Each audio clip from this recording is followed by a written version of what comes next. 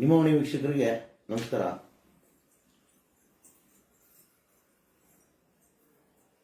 ಕಳೆದ 8-10 ತಿಂಗಳಿಂದ ಏನೆಲ್ಲ ಡೆವಲಪ್ಮೆಂಟ್ಸ್ ಆಗಿದೆ ಅಂತ ನಿರಂತರವಾಗಿ ನಿಮ್ಮವಾಣಿ ತಮ್ಮೆಲ್ಲರಿಗೂ ತಿಳಿಸುವಂಥ ಪ್ರಯತ್ನ ಮಾಡ್ತಾ ಬರ್ತಾ ಇದ್ದೀವಿ.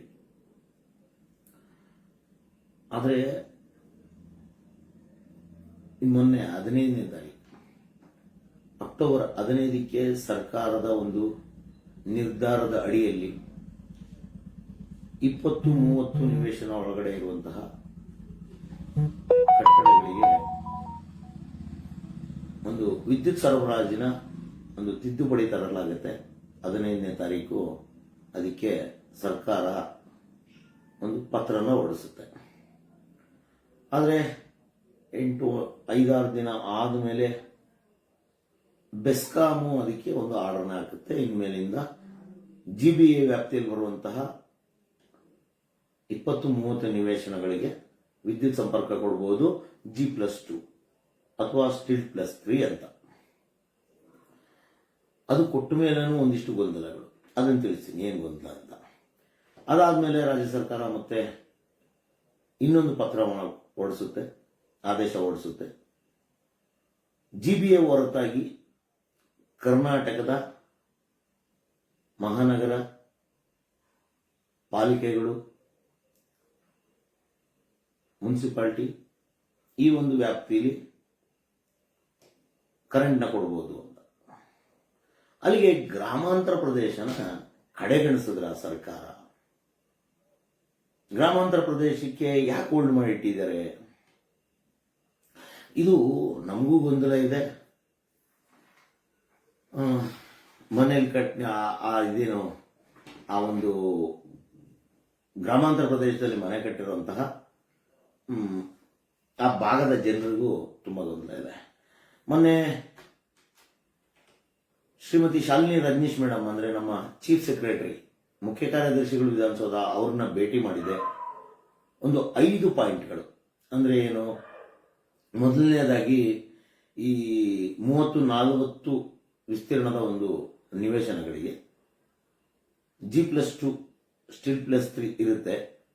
ಅದೇ ಅವರು ಆಫ್ ಸೈಟ್ನವ್ರು ಆಗಿದ್ರೆ ಅಂದ್ರೆ ಲೈಕ್ 20ಕ್ಕೆ 30, 40ಕ್ಕೆ 20 ಈ ಒಂದು ಚದರ ಅಡಿ ಇರುವಂತಹ ಅಂದ್ರೆ 800 ಚದರ ಅಡಿ, 600 ಚದರ ಅಡಿ ಇರುವಂತಹ ಕಟ್ಟಡಗಳು ಅಂದ್ರೆ ನಿವೇಶನಗಳಲ್ಲಿ ಕಟ್ಟಿರುವಂತಹ ಕಟ್ಟಡಗಳಿಗೆ ಒಂದು ಎಕ್ಸಂಪ್ಷನ್ ಕೊಡಿ ಮೇಡಮ್ ಅಂತ.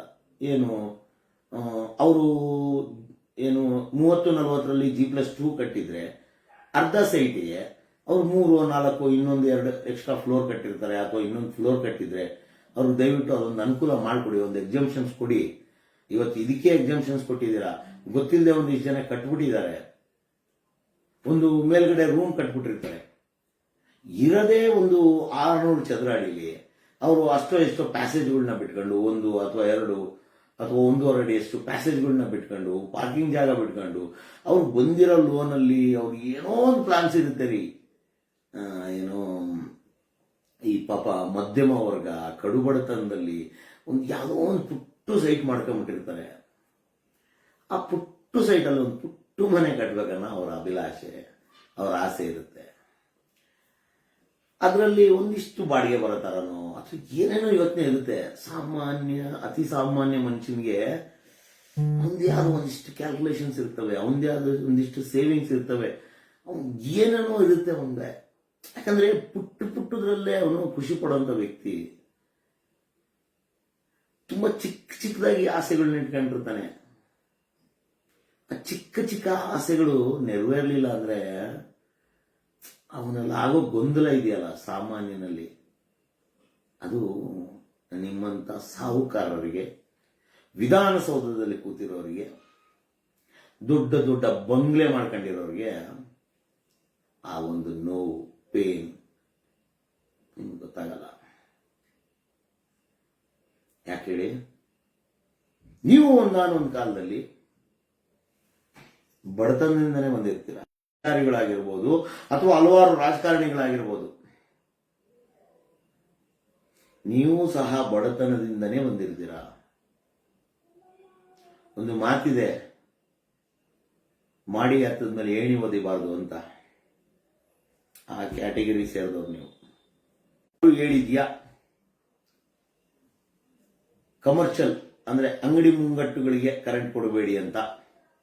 ಸುಪ್ರೀಂ ಕೋರ್ಟ್ ಎಲ್ಲಾದರೂ ಹೇಳಿದೆಯಾ ಕಾರ್ಖಾನೆಗಳು, ಸಣ್ಣ ಕೈಗಾರಿಕೆ, ಅತಿ ಸಣ್ಣ ಕೈಗಾರಿಕೆ ಇವಕ್ಕೆ ಕರೆಂಟ್ ಕೊಡಬೇಡಿ ಅಂತ? ಮೊನ್ನೆ CS ಮೇಡಮ್ ಲೆಟರ್ ಕೊಟ್ಟಾಗ ಒಟ್ಟು 5 ಪಾಯಿಂಟ್ನ ಕೊಟ್ಟಿದ್ದೆ. ಇದೇನು ಆಫ್ ಸೈಟ್ ಅಲ್ಲಿರುವಂತವಕ್ಕೆ ಎಕ್ಸಂಪ್ಷನ್ಸ್ ಕೊಡಿ, 1-2-3 ಫ್ಲೋರ್ಸ್ ಎಕ್ಸ್ಟ್ರಾ ಆಗಿದ್ರೆ ಅವ್ರನ್ನ ಕನ್ಸಿಡರ್ ಮಾಡಿ, ಅಂದ್ರೆ 20-30 3 ಫ್ಲೋರ್ ಆದ್ರೆ ಅದ್ರದ್ದು ಇಂಟು ಮಾಡ್ಕೊಂಡು ಆ ಥರದ್ದು ಏನಾದ್ರು ಒಂದು ಎಕ್ಸಂಪ್ಷನ್ಸ್ ಕೊಡಿ ಅಂದೆ. ಆಗಲ್ಲ, ಬಿಲ್ಕುಲ್ ಇಲ್ಲ. ಅದು ಕೇವಲ 30-40 ಅಂದ್ರೆ 1200 ಚದರ ಅಡಿಗಳು ಒಳಗಡೆ ಬರುವಂತದ್ದಕ್ಕೆ ಎಲ್ಲದಕ್ಕೂ G+2 ಅಪ್ಲಿಕೇಬಲ್ ಅಂದ್ರು.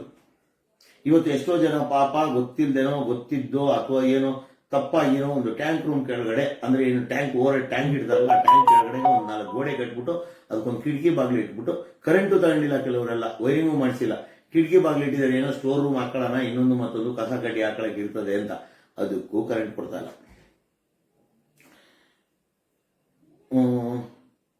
ಎರಡನೇ ಪಾಯಿಂಟ್, ಈ ಗುಂಟ ಲೆಕ್ಕದಲ್ಲಿ ಜಾಗಗಳಿದೆ. ಅಂದ್ರೆ ಇವತ್ತು ಕೆಲವೊಂದು ಯಾವುದು ಪುರಸಭೆ ಆ ಥರ ಭಾಗದಲ್ಲೂ ಸಹ ಗುಂಟ ಲೆಕ್ಕದಲ್ಲಿ ಜಾಗಗಳಿದೆ. ಇವಾಗ 1 ಗುಂಟೆ ಇದ್ರೆ ತೊಂದರೆ ಇಲ್ಲ, 3 ಗುಂಟೆ, 2 ಗುಂಟೆ, 5 ಗುಂಟೆ, 10 ಗುಂಟೆ ಇರೋನು ಏನ್ ಮಾಡಬೇಕು? ಯಾವ ಬೇಸ್ ಮೇಲೆ ಕರೆಂಟ್ ತಗೋಬೇಕು? ಅವನು 1200 ಚದರ ಅಡಿಗಳ ನಿಮ್ಮ ಒಂದು ಟೋಟಲ್ ಸೈಟ್ ಇರಬೇಕು ಅಂತ ಹೇಳ್ತೀರಿ. ಆಯ್ತು, ಅವನು ಅದರಲ್ಲಿ 600 ಅಡಿ ಮನೆ ಕಟ್ತಾನೆ, ಒಂದು 10 ಗುಂಟೆ ಜಾಗದಲ್ಲಿದೆ. 10 ಗುಂಟೆ ಜಾಗದಲ್ಲಿ ಅವನು 600 ಅಡಿ ಮನೆ ಕಟ್ಟಿದ್ರೆ ನೀವು ಯಾವ ಬೇಸ್ ಮೇಲೆ ಅವ್ನು ಕರೆಂಟ್ ಕೊಡ್ತೀರಿ? 1200 ಚದರ ಅಡಿಗಳನ್ನ ಯಾವ ತರ ಮಾಡ್ತೀರಿ ಅಂತ ಕೇಳಿದೆ. ಅದು ಇನ್ನೂ ಬಂದಿಲ್ಲ, ಅದು ಬಂದ್ಮೇಲೆ ಯೋಚನೆ ಮಾಡ್ತೀವಿ ಅಂತಾರೆ. ಒಟ್ಟಲ್ಲಿ ಬೆಂಕಿ ಹತ್ತೋವರೆಗೂ ಬಾಗಿ ತೋಡಲ್ಲ. ಹಂಗೆ ಆಯ್ತು. ಥರ್ಡ್ ಒನ್ ಪಾಯಿಂಟ್, ಮೇಡಮ್ 30-40ನೋ 20-30ಲೋ ಮುಂದ್ಗಡೆ ಅಂಗಡಿಗಳನ್ನ ಕಟ್ಟಿದ್ದಾರೆ, ಅದ್ರ ಮೇಲ್ಗಡೆ ಅಥವಾ ಅದ್ರ ಹಿಂದ್ಗಡೆ ಮನೆಗಳನ್ನ ಕಟ್ಟಿದ್ದಾರೆ, ಅಂತವಕ್ಕೆ ಏನ್ ಮಾಡ್ತೀರಾ? ಇಲ್ಲ, ಬಿಲ್ಕುಲ್ ಇಲ್ಲ. ರೆಸಿಡೆನ್ಷಿಯಲ್ ಮಾತ್ರನೇ ಕರೆಂಟ್. ಕಮರ್ಷಿಯಲ್ ಅವ್ರು ಏನ್ ಪಾಪ ಮಾಡಿದ್ದಾರೆ? ಏನು ಇವಾಗ ನೀವು ಹೇಳ್ತಿರೋ ಕಮರ್ಷಿಯಲ್ಗೂ ನೀವು ಹೇಳ್ತಿರೋ ರೆಸಿಡೆನ್ಷಿಯಲ್ಗೂ ಏನಂತ ಮಹಾ ವೈಲೇಷನ್ ಆಗ್ಬಿಟ್ಟು ಇದ್ರಲ್ಲಿ ಏನಂತದ್ದು ಸರಿ ಹೋಗ್ಬಿಡುತ್ತೆ. 1-2-3 ಅಂಗಡಿ ಕಟ್ಟಿರ್ತಾರೆ ಅಂತ ಇಟ್ಕೊಳ್ಳೋಣ. ಒಂದು 30-40ಲಿ 2-3 ಅಂಗಡಿ ಮುಂದೆ ಕಟ್ಟಿ ಅಥವಾ ಫುಲ್ ಅಂಗಡಿ ಕಟ್ಟಿ ಮೇಲ್ಗಡೆಗೆ G+2 ಕಟ್ಟಿರ್ತಾರೆ ಅಂತ ಇಟ್ಕೊಳ್ಳೋಣ. ಯಾಕೆ ಕೊಡಲ್ಲ ಅವ್ರಿಗೆ ಅಂತ ಕೇಳಿದೆ. ಇಲ್ಲ, ಅದು ಸರ್ಕಾರದ ನಿಯಮ, ಕೊಡಲ್ಲ, ಸುಪ್ರೀಂ ಕೋರ್ಟ್ ವೈಲೇಷನ್ ಅಂದ್ರು. Okay, done. ಇವಾಗ ಎಲ್ಲವೂ ಸುಪ್ರೀಂ ಕೋರ್ಟ್ ವೈಲೇಷನ್ ಬಿಡಿ. ಆ ಡಿಬೇಟ್ ಆಲ್ರೆಡಿ ಮಾಡಿಬಿಟ್ಟಿದೀವಿ, ಹೇಳಿದೀವಿ ಏನಾಗುತ್ತೆ ಅಂತ. ಆಮೇಲೆ ಕೈಗಾರಿಕಾ ಪ್ರದೇಶ, ಅವಾಗ ಹೇಳಿದೆ ಕೈಗಾರಿಕೆಗಳು ಕೂಡ ಕರೆಂಟ್ ಕೊಡ್ತಾ ಇಲ್ಲ, ದಯವಿಟ್ಟು ಅದಕ್ಕೂ ಕೊಡಿ ಅಂತ. ಒಂದು 4-5 ಪಾಯಿಂಟ್ಗಳ ಒಂದು ಪತ್ರನ ಕೊಟ್ಟೆ. ಒಂದು ನನಗೆ ಅದ್ಭುತ ಅನಿಸಿದ್ದು ಮತ್ತು ಇಷ್ಟ ಆಗಿದ್ದೇನಪ್ಪ ಅಂದ್ರೆ, ಶಾಲಿನಿ ರಜನೀಶ್ ಮೇಡಮ್ ನಮ್ಮ ಒಂದು ಪುಟ್ಟ ಎಂಪ್ಲಾಯ್ಸ್ ಅಂದ್ರೆ ಏನು, JE, AE, AEE, EE, chief, ಈ ಥರದ ಲೆವೆಲ್ ಅವರು ಅಷ್ಟೊಂದು ಚಂದವಾಗಿ, ಅಷ್ಟೊಂದು ತಾಳ್ಮೆಯಿಂದ, ಅವ್ರು ಎಂಥ ಬಿಜಿ ಶೆಡ್ಯೂಲ್ ಅಲ್ಲಿ ಇದ್ರು ಅಂದ್ರೆ, ನಾನು ಅರೌಂಡ್ 6 ಗಂಟೆ ಅವ್ರನ್ನ ಭೇಟಿ ಮಾಡಿದಾಗ, ಅಂತ ಬಿಜಿ ಶೆಡ್ಯೂಲ್ ಅಲ್ಲಿ ನನ್ನ ಬಿಟ್ಟು ಇನ್ನೂ 10 ಜನ ಕಾಯ್ತಾ ಇದ್ದಾರೆ ಹೊರಗಡೆ. ಅಂತ ಬಿಜಿ ಶೆಡ್ಯೂಲ್ ಅಲ್ಲೂ ಸಹ ನನಗೋಸ್ಕರ 20 ನಿಮಿಷಗಳ ಕಾಲಾವಕಾಶ ಕೊಟ್ಟು ನನ್ನೆಲ್ಲ ಮಾತುಗಳನ್ನ ಕೇಳಿಸ್ಕೊಂಡು ನಾನು ಕೊಟ್ಟಂತ ಪತ್ರನ ತಗೊಂಡು ಆ 20 ನಿಮಿಷಗಳ ಕಾಲ ನನಗೆ ಸಮಯ ಕೊಟ್ಟರು. ನನ್ನ ಆಹ್ವಾನ ನಾನು ಅವ್ರ ಮುಂದೆ ಇಟ್ಟಿದ್ದೀನಿ. 20 ನಿಮಿಷಗಳ ಕಾಲ. ಆಕ್ಚುಲಿ ಜಾನ್ ಸಾರ್ ಬರ್ಬೇಕಾಯ್ತು, ಅವ್ರ ಶ್ರೀಮತಿ ಅವ್ರಿಗೆ ಹುಷಾರಿದ್ದಿಲ್ಲ, ಹಂಗಾಗಿ ನಾನು ಒಬ್ಬನೇ ಹೋಗ್ಬೇಕಾಗಿ ಬಂತು. ನಾನು ಒಬ್ಬನೇ ಹೋಗಿ ಮಾತಾಡಿದೆ. ನಿಜವಾಗ್ಲೂ ಆ ಭೇಟಿ ಒಂಥರ ಖುಷಿನ ಮತ್ತು ಸಮಾಧಾನನ ಎರಡನ್ನೂ ಕೊಡ್ತು ನನಗೆ. ಆದರೆ ಇವತ್ತು ಕಂಟಿನ್ಯೂಸ್ ಆಗಿ ಪಾಪ ಈ ಹುಬ್ಳಿ, ಧಾರವಾಡ, ಬೆಳಗಾಂ, ಗುಲ್ಬರ್ಗ, ಕೋಲಾರ, ಚಿಂತಾಮಣಿ, ಆಮೇಲೆ ನಮ್ಮ ನೆಲಮಂಗಲ, ಮೈಸೂರು ಈ ಕಡೆ ಭಾಗದಿಂದ ಫೋನ್ ಮಾಡಿದ್ರು. ಕಳೆದ ವಾರವಂತೂ ದುಬೈ, ಬಾಂಬೆ, ದೆಹಲಿ ಇಲ್ಲಿಂದ ನಮ್ಮ ಕನ್ನಡಿಗರು ಫೋನ್ ಮಾಡಿದ್ರು. ಸರ್ ಬೆಂಗಳೂರಲ್ಲಿ ಮನೆ ಕಟ್ಬಿಟ್ಟಿದ್ದೀವಿ, ಮೈಸೂರಲ್ಲಿ ಮನೆ ಕಟ್ಬಿಟ್ಟಿದ್ದೀವಿ, ನಮಗೆ ಕರೆಂಟ್ ಸಿಗ್ತಾ ಇಲ್ಲ. ಒಬ್ರು ಯಾರೋ ಇನ್ನೊಬ್ರು ಫೋನ್ ಮಾಡಿದ್ರು, ಪಾಪ ಕೂಲಿ ಕೆಲಸ ಮಾಡ್ತಾರಂತವ್ರು, ಅವ್ರ ಸ್ವಂತೂರು ಗುಲ್ಬರ್ಗದಲ್ಲಿ ಒಂದು ರಾಯಚೂರು ಕ್ಷಮಿಸಿ ರಾಯಚೂರಲ್ಲಿ ಒಂದು ಪುಟ್ಟ ಮನೆ ಕಟ್ಟಿದ್ದಾರೆ 2030. ಇಲ್ಲೇನೋ ಬೆಂಗಳೂರಲ್ಲಿ ಒಂದಿಷ್ಟು ಕೂಡಿಸಿ ಏನೇನೋ ಮಾಡಿ ಸರ್ಕಸ್ ಮಾಡಿ ಅವ್ರಿಗಿರೋ ಒಂದು ಸೈಟಲ್ಲಿ ಒಂದು ಪುಟ್ಟ ಗೂಡನ್ನ ಮಾಡ್ಕೊಳ್ಳೋಣ ಅಂತ ಹೇಳ್ಬಿಟ್ಟು ಮನೆ ಕಟ್ಟಿದ್ದಾರೆ, ಕರೆಂಟ್ ಇಲ್ಲ. ಇನ್ನೊಬ್ರು ಯಜಮಾನರು ಫೋನ್ ಮಾಡಿದ್ರು, ಎಲ್ಲಿಂದ, ಬಿಜಾಪುರದಿಂದ ಫೋನ್ ಮಾಡಿದ್ರು, ಸ್ವಾಮಿ ನಂದು 1 ಗುಂಟೆ 1.5 ಗುಂಟೆನೋ ಜಾಗ ಇದೆ, ಆ ಜಾಗದಲ್ಲಿ ನಾನು ಮನೆ ಕಟ್ಟಿಬಿಟ್ಟಿದ್ದೀನಿ, ಒಂದು 20ಕ್ಕೆ 15ರಷ್ಟು ಮನೆ ಕಟ್ಟಿದ್ದೀನಿ, ಆ ಮನೆಗೆ ವಿದ್ಯುತ್ ಸಂಪರ್ಕ ಕೊಡ್ತಾ ಇಲ್ಲ, ಏನ್ ಮಾಡಬೇಕು ಅಂತ. ಈ ವಿಚಾರಗಳನ್ನೇ ಹೋಗಿ CS ಮೇಡಮ್ ಹತ್ರ ಇಟ್ಟು ಒಂದು ಇವತ್ತಿನ ಏನು ವಿದ್ಯುತ್ ವಂಚಿತರ ಪ್ರತಿನಿಧಿಯಾಗಿ ಹೋಗಿ ಮೇಡಮ್ ಹತ್ರ ಅಹವಾಲುಗಳನ್ನ ಕೊಟ್ಟೆ. ಆದ್ರೆ ಅವರು ತೋರಿಸಿದ್ದು ಸರ್ಕಾರದ ಕಡೆಗೆ ಬೆರಳು. ಇನ್ನೊಂದು ಪಾಯಿಂಟ್ ಹೇಳ್ತೀನಿ, ಯಾವ್ದಪ್ಪ ಅಂದ್ರೆ ಇವಾಗ GBA ವ್ಯಾಪ್ತಿಯಲ್ಲಿ ಏನು ಕರೆಂಟ್ ಕೊಡ್ತಾ ಇದ್ದಾರೆ, ಒಂದಿಷ್ಟು ಸಬ್ ಡಿವಿಷನ್ಗಳು ಭಯಂಕರ ಡ್ರಾಮಾ ಮಾಡ್ತಾ ಇದೆ. Specially north N4, N5, N7, Nelamangala ಇವತ್ತು ಫೋನ್ ಬಂದಿದ್ದು, ಇವತ್ತು ಫೋನ್ ಬಂದಿದ್ದು. ಏನ್ ಮಾಡ್ತಾ ಇದ್ದಾರೆ ಅಂದ್ರೆ ಟೆಂಪರವರಿ ಕನೆಕ್ಷನ್ಸ್ ತಗೋಬೇಕು ಅಂದ್ರೆ ಇವ್ರಿಗೆ ಮುಚ್ಚಳಿಕೆ ಪತ್ರ ಬರ್ಕೊಡ್ಬೇಕಂತೆ. ಏನಂತ, ನಾನು G+2 ಮಾತ್ರನೇ ಕಟ್ತೀನಿ, ಅದ್ರ ಮೇಲೆ ನಾನು ಮನೆ ಕಟ್ಟಲ್ಲ ಅಂತ ಮುಚ್ಚಳಿಕೆ ಪತ್ರ ಬರ್ಕೊಡ್ಬೇಕಂತೆ. ಅದು ಎಷ್ಟರಲ್ಲಿ 500 ರೂಪಾಯಿ ಬಾಂಡ್ ಪೇಪರ್ ಅಲ್ಲಿ ಬರ್ಕೊಡ್ಬೇಕಂತೆ. ಸ್ವಾಮಿ, ನಿಮ್ಮನ್ನ ಒಂದು ನೇರವಾಗಿ ಪ್ರಶ್ನೆ ಮಾಡ್ತಾ ಇದ್ದೀನಿ, ನೀವು 500 ರೂಪಾಯಿ ಮುಚ್ಚಳಿಕೆ ಪತ್ರ ಬರ್ಸ್ಕೊತಾ ಇದ್ದೀರಲ್ಲ, ಏನ್ ಲೋನ್ ಕೊಡ್ತಾ ಇದ್ದೀರಾ ಇಲ್ಲ ದಾನ ಕೊಡ್ತಾ ಇದ್ದೀರಾ? ಕರೆಂಟ್ನ ಯಾವ ಬೇಸ್ ಮೇಲೆ ಕೊಡ್ತಾ ಇದ್ರಿ? ಕರೆಂಟ್ನ ಯಾರ ಅಪ್ಪಂದ್ರಿ ಕರೆಂಟು? ನಿಮ್ಗೆ ಯಾರಿಗೆ ಅಧಿಕಾರ ಕೊಟ್ಟಿದ್ದು ಮುಚ್ಚಳಿಕೆ ಪತ್ರ ಬರ್ಸ್ಕೊಂಡು ನೀವು ಕರೆಂಟ್ ಕೊಡಬೇಕು ಅಂತ? ಯಾವ ಬೈಲ ಐತ್ರಿ? KRC ನಿಯಮ ಆಯ್ತಾ? ಇಲ್ಲ ಸರ್ಕಾರ ಏನಾದ್ರೂ ಆದೇಶ ಹೊರಡಿಸೈತಾ? ಇಲ್ಲ ಬೆಸ್ಕಾಂ ಆಫೀಸಿಂದ ಹೆಡ್ ಆಫೀಸಿಂದ ಏನಾದ್ರು ಆದೇಶ ಕೊಟ್ಟವ್ರ ನಿಮ್ಗೆ? ಅವ್ರು ಯಾರೋ ನೆಲಮಂಗಲದ ಮೇಡಮ್ ಅವರು AET ಅವರು ಫೋನಲ್ಲಿ ಮಾತಾಡ್ರಿ ಅಂದ್ರೆ ನಾನು ಮಾತಾಡಲ್ಲ ಅಂತ ಹೇಳ್ತೀರಾ. ನಿಮ್ ಅವ್ರಿಗೆ ನೀವು ವಾದ ಮಾಡ್ತೀರಾ. ನಿಮ್ ಅವ್ರಿಗಿಂತ ಬುದ್ಧಿವಂತರೇನ್ರಿ AET? ನೀವು ಅಂತರ್ಜ್ಞಾನ ಇದೆಯಾ ನಿಮ್ಗೆ? ಅದೆಷ್ಟು ಮೀಟಿಂಗ್ ಅಟೆಂಡ್ ಮಾಡಿದ್ರಿ ನೀವು? ಯಾವ ರಾಜ್ಯದಿಂದ ಬಂದಿದ್ದೀರಾ? ಯಾವ ಒಂದು ಡಿಪಾರ್ಟ್ಮೆಂಟ್ ಇಂದ ಬಂದು AET ಆಗಿದ್ದೀರಾ ಮೇಡಮ್ ನೀವು? ನಿಮ್ಗೆ ಯಾರು ಹೇಳಿದ್ದು 500 ರೂಪಾಯಿ ಬಾಂಡ್ ಪೇಪರ್ ಬರ್ದೇ ಕೊಡ್ಬೇಕು ಅಂತ? ನೀವ್ಯಾರು ಕಾನೂನು ಮಾಡೋದಕ್ಕೆ? ಏನ್ ಪುಕ್ಸಟ್ ಏನ್ ಗಿಡದಲ್ಲಿ ಹುಡ್ತೈತಾ ದುಡ್ಡು? ಯಾರಪ್ಪನ ದುಡ್ಡು ಅಂತ ಆಟ ಆಡ್ತಾ ಇದೀರಿ ನೀವು? 8 ತಿಂಗಳಿಂದ ಖಾಲಿ ಪೋಲಿ ಮಾಡ್ಕೊಂಡು ಆರಾಮಾಗಿ ಇದ್ದೀರಾ. ಒಂದಿಷ್ಟು 3 ತಿಂಗಳಿಂದ ಒಂದು ಈ ಸರ್ವೆ ಅದೇ ನಡೀತಾ ಇದೆ. ಏನ್ ಹಂಗೆ ಕಳೆದು ಗುಡ್ಡೆ ಹಾಕಿ ನೀವು ದಬ್ಬ ಹಾಕಿರೋದು ಏನೈತೆ ಇಲ್ಲಿ? 8 ತಿಂಗಳಿಂದ ಬಿಂದಾಸ್ ಫ್ರೀತಾನೆ. ಇವಾಗ ಯಾವುದೋ ಒಂದು 10-15 ಫೈಲ್ ಬಂದ್ಬಿಟ್ರೆ ಓ ಬಿಜಿ, ಏನ್ ಬಿಜಿ, ಮಾತಾಡ್ಸಕ್ಕಾಗಲ್ಲ. ಹೌದ್ರಿ, ನೊಂದಿರೋರ್ಗೆ ಗೊತ್ತ್ರಿ, ಲೋನ್ಗಳು ಮಾಡಿಸ್ಕೊಂಡ್ರವ್ರಿಗೆ ಗೊತ್ತ್ರಿ, ಫೋನ್ಗಳು ರಿಸೀವ್ ಮಾಡೋರ್ಗೆ ಗೊತ್ತಿರ್ತೀರಿ ಅದು ನೋವೇನಂತ. ಕಳೆದ 8 ತಿಂಗಳಿಂದ 50 ರೂಪಾಯಿ ದುಡಿದೇ ಒದ್ದಾಡ್ತಿರೋಂತ ಜನಗಳಿಗೆ ಗೊತ್ತ್ರಿ ಅದು ನೋವೇನಂತ. 31ನೇ ತಾರೀಕು ತಿಂಗಳು ತಿರ್ಲಿದ್ದಂಗೆ ಸಂಬಳ ಬಂದು ಟನ್ ಅಂತ ಮೆಸೇಜ್ ಬರ್ತದಲ್ಲ, ಡಿಸ್ಪ್ಲೇ ಆಗುತ್ತಲ್ಲ, 90,000, 98,000, 1,10,000, 1,50,000, 2.5 ಲಕ್ಷ, 3 ಲಕ್ಷ, 3.5 ಲಕ್ಷ ಅಂತ. ಆತರ ಮೆಸೇಜ್ ನೋಡೋರ್ಗೆ ಅದ್ರ ನೋವು ಗೊತ್ತಾಗಲ್ಲ. ಒಂದೊಂದು ರೂಪಾಯಿಗೂ ಅಲಿತಾ ಇದ್ದಾನಲ್ಲ ಇವತ್ತು ಸಾಮಾನ್ಯ, ಅವನಿಗೆ ಗೊತ್ತು ನೋವು. ಲೋನ್ಗಳು ಮಾಡಿಸ್ಕೊಂಡು EMIಗಳನ್ನ ಕಟ್ಕೊಂಡು ಜೊತೆಲಿ ಬಾಡಿಗೆ ಕಟ್ಕೊಂಡು ಬದುಕ್ತಾ ಇದ್ದಾನಲ್ಲ, ಅವನಿಗೆ ಗೊತ್ತು ನೋವು ಏನಂತ. ನಿಮ್ಗೇನ್ರಿ ಗೊತ್ತು ನೋವು? ಗೊತ್ತಾ ನಿಮ್ಗೆ? ರೂಲ್ಸ್ಗಳು ನಿಮ್ಮಷ್ಟಕ್ಕೆ ನೀವು ಮಾಡಕ್ ಹೋಗ್ಬೇಡಿ. AETಗಳಾಗ್ಲಿ AWಗಳಾಗ್ಲಿ ನಾನು ಇವತ್ತೊಂದು ಪ್ರಶ್ನೆ ಮಾಡ್ತಾ ಇದ್ದೀನಿ. ಇದನ್ನೇ ಇವತ್ತು ಕರೆಂಟ್ ಕೊಡೋದಕ್ಕೆ ಇಷ್ಟೆಲ್ಲ ಕಾನೂನುಗಳು ಮಾಡ್ತಾ ಇದ್ರಲ್ಲ, ಕರೆಂಟ್ ಕೊಡ್ಲಿದ್ದಾಗ ಯಾಕೆ ತರಲಿಲ್ಲ ನೀವು ಈ ತರ ಕಾನೂನುಗಳು? ಇದೇ ಇಂಡಿವಿಟಿ ಬಾಂಡ್ ತಗೊಂಡು, ಇದೇ ಅಂಡರ್ಟೇಕಿಂಗ್ ತಗೊಂಡು ಕರೆಂಟ್ ಕೊಡ್ಬೇಕಾಗಿತ್ತು. ಯಾಕೆ ಕೊಡ್ಲಿಲ್ಲ? ಕೊಡ್ಬೇಕಾಗಿತ್ತಲ್ಲ. ಭಾರಿ rules and terms and conditions. ಅಲ್ಲ ರೀ, ನೀವೆಲ್ಲ ಏನು ಬಿಬಿಎಂಪಿಗೆ ಏನು ಬಿಬಿಎಂಪಿಗೆ ಜಿಬಿಎಗೆ ಏನಾದ್ರು ಇದ್ರ ಕೆಲಸ ಮಾಡ್ತಾ ಇದ್ದೀರಾ ನೀವು? ಯಾವ ಯಾವ ಕಂಪ್ನಿ ಎಂಪ್ಲಾಯ್ ಇದ್ರಿ ನೀವು? ಬೆಸ್ಕಾಮ್ಗ ಅಥವಾ ಬಿಬಿಎಂಪಿಗ ಇಲ್ಲ ಜಿಬಿಎಗ? ಅವ್ರಿಗೆ ಇಲ್ದಿರೋ ಉತ್ಸಾಹ ನಿಮ್ಗೆ ಐತಲ್ರಿ. ಅವ್ನು 2 ಫ್ಲೋರ ಕಡ್ಕಂತ 20 ಫ್ಲೋರ ಕಡ್ಕಂತ ನೀವ್ಯಾರು ಕೇಳೋದಕ್ಕನ್ನ? ನಿಮ್ಗೆ ಯಾವನ್ರಿ ಅಧಿಕಾರ ಕೊಟ್ಟಿರೋದು ಬೆಸ್ಕಾಂ ಅವ್ರಿಗೆ? ಅವನು ಇಷ್ಟ ರೀ, ಸರ್ಕಾರ ಕಾನೂನು ಮಾಡುತ್ತೆ ಅಥವಾ ಬದಲಾವಣೆ ಮಾಡುತ್ತೆ, ಏನೋ ಮಾಡುತ್ತೆ, ಅವ್ನ ಕರ್ಮ ರೀ. ಅವ್ನ ಕರೆಂಟ್ ತಗೊಂತಾನೆ ಬಿಡ್ತಾನೆ. ನೀವ್ಯಾರ್ರಿ ಅದನ್ನ ಆರ್ಡರ್ ಮಾಡೋದಕ್ಕೆ? ನಿಮ್ಗೆ ಯಾಕ್ರಿ ಮುಚ್ಚುಳಿಕೆ ಬರ್ಕೊಡ್ಬೇಕು? ಏನ್ ಬೆಸ್ಕಾಂ ಜಾಗದಲ್ಲಿ ಕಟ್ತಾ ಇದಾರ ಮನೆನ? ಇಲ್ಲ ಸರ್ಕಾರಿ ಜಾಗದಲ್ಲಿ ಕಟ್ತಾ ಇದಾರ? ಕಟ್ರೆ ನೋಡೋಣ. ನೀವು ಹಂಗೆ 500 ರೂಪಾಯಿ ಅಂಡರ್ಟೇಕಿಂಗ್ ಕೊಟ್ಬಿಟ್ಟು ಮನೆಗಳು ಕಟ್ರೆ ನೋಡೋಣ.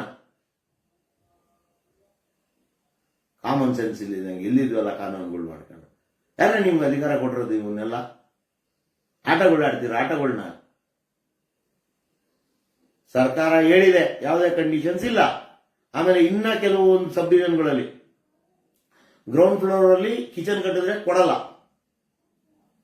ಯಾರೇ ನಿಮ್ಗೆ ಹೇಳಿರೋದು ಗ್ರೌಂಡ್ ಫ್ಲೋರ್ ಅಲ್ಲಿ ಕಿಚನ್ ಕಟ್ಟಿದ್ರೆ ಕೊಡಲ್ಲ ಅನ್ನೋದಕ್ಕೆ? ನಿಮ್ಮ ಕಂಪ್ನಿನೇ ನಿಮ್ಗೆ ಒಂದು 2 ಲಕ್ಷ ರೂಪಾಯಿ ಯಾವ್ದಾರು ಒಂದು ಅಮೌಂಟ್ ಸ್ಯಾಂಕ್ಷನ್ ಮಾಡೋದಕ್ಕೆ ಅಧಿಕಾರ ಕೊಟ್ಟಿಲ್ಲ. ನೀವು ಕರೆಂಟ್ ಕೊಡಲ್ಲ ಅನ್ನೋಂತ ಅಧಿಕಾರ ಬೇರೆ. ಕೂತ್ಕೊಂಡು ಸುಮ್ಮನೆ ಗೀಚ್ಬಿಟ್ಟು ಕಳಿಸ್ತಾ ಇರೋದು ಅಷ್ಟೇ ನಿಮ್ ಕೆಲಸ. ಆರ್ಡರ್ಗಳು ಮಾಡಕ್ ಹೋಗ್ಬಿಡಿ ನೀವು. ನಿಮ್ಗೆ ಆ ಪವರ್ಸೇ ಇಲ್ಲ. ನೀವೇನೋ ನಿಮ್ ಫೀಲಿಂಗ್ಸ್ ಇರ್ಬೋದು, ನಾವು 66 KV ಏನೋ 220 KV ಏನೋ ನಮ್ಮಲ್ಲಿ ವೋಲ್ಟೇಜ್ ಇದೆ ಅಂತ. ನಿಮ್ಮಲ್ಲಿ ಜಸ್ಟ್ ಹಾಫ್ HP ಪವರು ಇಲ್ಲ ನಿಮ್ಮ ಹತ್ರ. ಆ ಪರಿಸ್ಥಿತಿಯಲ್ಲಿ ಇದ್ದೀರಾ, ಅರ್ಥ ಮಾಡ್ಕೊಳ್ಳಿ. ಜನ ನೊಂದೋಗಿದ್ದಾರೆ. ನೀವೇನು ದಾನ ಕೊಡ್ತಾ ಇಲ್ಲ. 9,000 ರೂಪಾಯಿ ಡೆಪಾಸಿಟ್ ಕಟ್ಸ್ಕೊತಿದ್ರಲ್ಲ ಸ್ವಾಮಿ, ಯಾವ ಬೇಸ್ ಮೇಲೆ ಕಟ್ಸ್ಕೊತಿದ್ರೆ ಯಾವ ತರ ಕೇಳಿದಿರಾ? ಏನಕ್ಕೆ ಕಟ್ಟಬೇಕು? 5,000 ರೂಪಾಯಿ ಒಂದೊಂದು ಸ್ಮಾರ್ಟ್ ಮೀಟರ್ ಬೆಲೆ. 8,961 ರೂಪಾಯಿ ಕಟ್ಸ್ಕೊತಾ ಇದ್ದೀರಾ. ಯಾವ ಬೇಸ್ ಮೇಲೆ ಕಟ್ಸ್ಕೊತಾ ಇದ್ದೀರಾ ಅದನ್ನ? ಏನಾದ್ರು ಪರಿಜ್ಞಾನ ಇದೆಯಾ? 61 ದಿನಕ್ಕೆ ಇವಾಗ ಯಾಕೆ ಬರುತ್ತೆ ರೂಲು? ಸ್ಮಾರ್ಟ್ ಮೀಟರ್ ಅಂತ ತಾನೆ, ರೀಚಾರ್ಜಬಲ್ ತಾನೆ. ಅವ್ನು ಬೇಕಾದಾಗ ಅವ್ನು ಬೇಕಷ್ಟು ಬೇಕೋ ಅಷ್ಟು ಕರೆನ್ಸಿ ಹಾಕ್ಸ್ಕೊಂತಾನೆ. ಏನು ಕೊಡ್ಬೇಕು ನಿಮ್ಗೆ 9,000? ಇದ್ರ ಬಗ್ಗೆ ಯಾರು ಮಾತಾಡಕ್ ಹೋಗ್ಬೇಡ್ರಿ. ಕೇಳಿದ್ರೆ ಸರ್ಕಾರಿ ನಿಯಮ, ಸರ್ಕಾರಿ ನಿಯಮ. ನಿಮ್ ಪಾಡಿಗೆ ನೀವು 500 ರೂಪಾಯಿ ಇಂಡಿವಿಟಿ ಕೊಡು, ಮುಚ್ಚುಳಿಕೆ ಬರ್ಕೊಡು. ಏನ್ ಪಾಪ ನಿಮ್ಗೆ ನಿಮ್ಮ ಆಸ್ತಿ ಅವ್ರ ಮನೆ ಕಟ್ಕೊತಾರಲ್ಲ, ನಿಮ್ಗೆ ಮುಚ್ಚುಳಿಕೆ ಪತ್ರಗಳು ಬರ್ಕೊಡ್ಬೇಕು. ಏನ್ ಗುಲಾಮಗಿರಿ ಮಾಡಿಸ್ತಾ ಇದೀರಿ ಸಾರ್ವಜನಿಕರ ಹತ್ರ ನೀವು? ಆಕ್ಚುಲಿ ಬಿಬಿಎಂಪಿಗೆ ಜಿಬಿಎಗೆ ಗುಲಾಮಗಿರಿ ಮಾಡ್ತಿರೋದು ಬೆಸ್ಕಾಂ ಅವ್ರು. ನೀವು ನಾಚಿಕೆ ಆಗ್ಬೇಕು ನಿಮ್ಗೆ. ಬಿಲ್ಡಿಂಗ್ ಹೆಂಗ್ ಕಟ್ಟಬೇಕು ಅನ್ನೋದು ನೋಡೋದಕ್ಕೆ ಬಿಬಿಎಂಪಿ ಅವರು ಇದಾರೆ. ಅವ್ರು ಸಂಬಳ ಕೊಡ್ತಾ ಇದಾರೆ. ಪುಕ್ಸಟೆ ಏನ್ ಕೆಲಸ ಮಾಡ್ತಾ ಇಲ್ಲ ಅವರು. ಅವ್ರ ಕೆಲಸ ಅವ್ರು ಮಾಡ್ಲಿ, ನಿಮ್ ಕೆಲಸ ನೀವು ಮಾಡಿ. ನೀವು ಕರೆಂಟ್ ಕೊಡೋದು ಎಷ್ಟೈತೆ ಅಷ್ಟೇ ಮಾಡಿ. ಟ್ಯಾಕ್ಸ್ ಕಟ್ಟಿಲ್ಲ, ಟ್ಯಾಕ್ಸ್ ಕಟ್ಕೊಂಬನ್ನಿ. ನಿಮ್ಗೆ ಯಾಕ್ರಿ ಟ್ಯಾಕ್ಸ್ ಚಿಂತೆ? ನೀವ್ಯಾರ್ರಿ ಟ್ಯಾಕ್ಸ್ ಕೇಳೋದಕ್ಕೆ? ಖಾತಾ ಮಾಡಿಸಿಲ್ಲ, ಖಾತಾ ಮಾಡಿಸಿ. ನಿಮ್ಗೆ ಯಾಕೆ ಬೇಕು ಖಾತಾ? ಈ ಖಾತಾ ಮಾಡಿಸ್ತಾವ, ಈ ಖಾತಾ ಮಾಡಿಸ್ತಾವ. ಏನ್ ಏಜೆಂಟ್ ಕೂಡ ನೀವು? ಬಿಬಿಎಂಪಿ ಅವ್ರಿಗೆ, ಬಿಡಿ ಅವ್ರಿಗೆ, ಜಿಬಿಎ ಅವ್ರಿಗೆ ಏಜೆಂಟ್ ಕೆಲಸ ಮಾಡ್ತಾ ಇದ್ದೀರಾ? ಏನೈತೆ? ಏನ್ ಹೇಳುತ್ತೆ KRC? ಒಂದು ನಿಮ್ಮ ಹತ್ರ ID ಪ್ರೂಫ್ ಇದ್ರೆ ಸಾಕು, ಕರೆಂಟ್ ಕೊಡ್ತೀವಿ ಅಂತ ಹೇಳುತ್ತೆ. ನೀವು ಇಲ್ಲಿದ್ವಲ್ಲ ಕಾನೂನುಗಳು ಮಾಡ್ಕೊಂಡು ಕೂತ್ಕೊಳ್ಳೋದು. ಸ್ಯಾಂಕ್ಷನ್ ಪ್ಲಾನ್ ಇರ್ಬೇಕು, ಇದು ಹಿಂಗೇ ಇರ್ಬೇಕು, ಅದು ಹಂಗೇ ಇರ್ಬೇಕು. ಮಾಡಕ್ ಕೆಲ್ಸ ಇಲ್ವಲ್ಲ. 26 ಪೇಪರ್ಗಳು ತಿರುವಾಕೊಂಡು ಅದೈತಾ ಇದೈತಾ ಹಿಂಗೈತಾ ಹಂಗೈತಾ ಹಿಂಗೈತಾ. ಫಸ್ಟ್ ಕರೆಂಟ್ ಕೊಡೋದು ನೋಡ್ರಿ, ಬಿಡ್ರಿ ಈ ನಾಟಕಗಳೆಲ್ಲ. ಯಾರೇನು ಬೀಜ ಹಾಕ್ಬಿಟ್ಟು ಬೆಳೆ ಬೆಳೆದಿಲ್ಲ, ದುಡ್ಡುಗಳನ್ನ ಕಷ್ಟಪಟ್ಟು ಬೆವರಿಸಿ ದುಡಿತಾರೆ. ಅವನಿಗೆ ಗೊತ್ತು ಫ್ಯಾಕ್ಟ್ರಿಗಳಲ್ಲಿ ದುಡಿಯೋನ್ ಗೊತ್ತು ಇವತ್ತು ನೋವೇನಂತ, ಕೂಲಿ ಕೆಲಸ ಮಾಡೋನ್ ಗೊತ್ತು ನೋವೇನಂತ. ಅವತ್ತರ ನೋಡಿದ್ದೀರಾ? 20-30 ವರ್ಷದ ಕೆಳಗಡೆ ಅಪಾಯಿಂಟ್ ಆಗಿರೋರಿಗೆ ನೋವುಗಳು ಗೊತ್ತಿಲ್ಲ. ಅವತ್ತು ರೇಟ್ ಕಮ್ಮಿ ಇದ್ದಾಗ 20 ರೂಪಾಯಿಗೆ 6 ದಿನ ಊಟ ಮಾಡೋವಾಗ ಆ ನೋವು ಗೊತ್ತಿದ್ದಿಲ್ಲ. ಇವತ್ತು ಅವರೆಲ್ಲ 2-2 ಲಕ್ಷ ರೂಪಾಯಿ ಸಂಬಳದ ಅಂತ ಇದ್ರಿ ನೀವು. ನಮ್ಗೆ ಜೀವನ ಕಳೀತಾ ಇದ್ದೀರಿ. ನಿಮ್ಮ ಮಕ್ಕಳು ಇವತ್ತು ಇಂಜಿನಿಯರ್, ಇನ್ನೊಂದು ಮತ್ತೊಂದು ಫಾರಿನ್ ಅಲ್ಲೋ ಎಲ್ಲೋ ಇದ್ದಾರೆ. ಹಂಗಾಗಿ ನಿಮ್ಗೆ ಅದ್ರ ಬಾಧೆಗಳು ಗೊತ್ತಿಲ್ಲ, ಮರ್ತು ಬಿಟ್ಟಿದ್ದೀರಾ. ಒಂದೊಂದು ರೊಟ್ಟಿಗೂ ಅಲ್ದು ಊಟ ಮಾಡಿ ಇಂಜಿನಿಯರ್ ಆಗಿ ಇವತ್ತೇನು ಬಂದು ಕೂತಿದ್ದೀರಲ್ಲ ದೊಡ್ಡ ದೊಡ್ಡ ಚೇರ್ಗಳಲ್ಲಿ, ನೀವೆಲ್ಲರೂ ಅರ್ಥ ಮಾಡ್ಕೋಬೇಕು. ನನ್ನ ಬೆನ್ನ ಹಿಂದೆ 20-30 ವರ್ಷದ ಕೆಳಗಡೆ ಏನ್ ಪರಿಸ್ಥಿತಿ ಇತ್ತು, ಅರ್ಧೋಗಿರೋ ಬನಿಯನ್ ಹಾಕೊಂಡು ಓಡಾಡ್ತಿದ್ದೆ ಅನ್ನೋದನ್ನ ಮರಿಬಾರ್ದು ಮನುಷ್ಯ. ಯಾವುದೇ ಒಬ್ಬ ಅಧಿಕಾರಿ ದೌಲತ್ತು ದರ್ಪಗಳನ್ನ ಮಾಡಬೇಡಿ. ದಯವಿಟ್ಟು ಸಾರ್ವಜನಿಕರು ನೊಂದಿದ್ದಾರೆ, ಬೆಂದಿದ್ದಾರೆ, ಸೋತೋಗಿದ್ದಾರೆ. ಗೊತ್ತಾ ನಿಮ್ಗೆಲ್ಲ? ಇವತ್ತು 200ರಿಂದ 250 ಕಾಲ್ ರಿಸೀವ್ ಮಾಡ್ತಾ ಇದ್ದೀನಿ ನಾನು. ಪ್ರತಿ ಮನುಷ್ಯನ ಕಷ್ಟ ಕೇಳಿದ್ರೆ ಕಣ್ಣಲ್ಲಿ ನೀರೆಲ್ಲ ರಕ್ತ ಬರ್ತಾ ಇದೆ. ಅಂತ ಪರಿಸ್ಥಿತಿಯಲ್ಲಿ ಮನೆಗಳು ಕಟ್ತಾ ಇದ್ದಾರೆ ಇವತ್ತು ಎಲ್ಲರೂ ಕೇಳ್ತಿರೋದು ಒಂದೇ, ಏನ್ ಸಾರ್ ಕೇವಲ ನಗರ ಪ್ರದೇಶದವ್ರು ಮಾತ್ರ ಮನುಷ್ಯರ, ನಾವೆಲ್ಲ ಏನು ದೆವ್ಗಳ ತರ ಕಾಣಿಸ್ತಾ ಇದೀವ ಸರ್ಕಾರಕ್ಕೆ ಅಂತ. ಮೇಡಮ್ ಅವ್ರು ಹೇಳಿದ್ರು ಇವತ್ತು